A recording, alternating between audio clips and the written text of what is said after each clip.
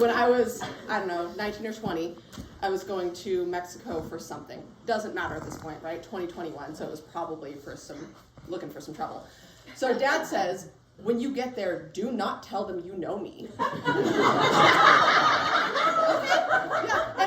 and at that time, I'm like, yeah, that fits, okay. So fast forward to coming back from Mexico, he goes, how did it go? And of course, I got rolled by the federales. It went really badly, but it didn't go as bad as it did for Dad and Ed, because he tells the story of being 17, 18, and being in Mexico with Ed, and they're drinking in a bar, right? Too young, out of the country by themselves, shouldn't have been somewhere else.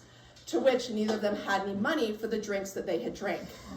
So him and Ed are sitting at the bar. He goes, and it was just by pure luck that the power went out. And Ed looked at me and he said, run. So Dad and Ed get up and they take off like a shot out of this place. They get out of the street, and also, I don't know how much of this story is real, so like, bear with me. They get out to the street, there's a cabbie that has just gotten out of his taxi cab. These two get into it, and they take off. They stole a taxi in Mexico. They did. After they didn't pay for their drinks when the lights went out. So they're gone like a shot.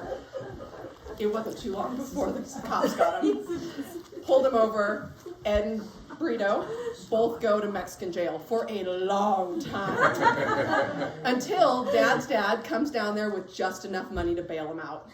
And it was buy them out is probably the better story. Well, it's not so much just enough money, but how much do you have? That's always the thing. It's how much do you have, which we've all learned the hard way, Gina. So how much money do you have? So buys Ed and Dad out of, and it was prison at that point because they'd been transferred from jail to prison. And so they're in the prison, and Dad talks about how sick they were and how miserable it was, and their daddy came and bailed them out and got him home. And the federales, for years after, came to San Bernardino looking for Dad and Ed. Knocking on the door, hey.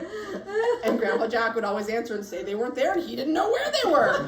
Craziest thing. So anyway, if you go to Mexico, don't tell them you know Dad. No.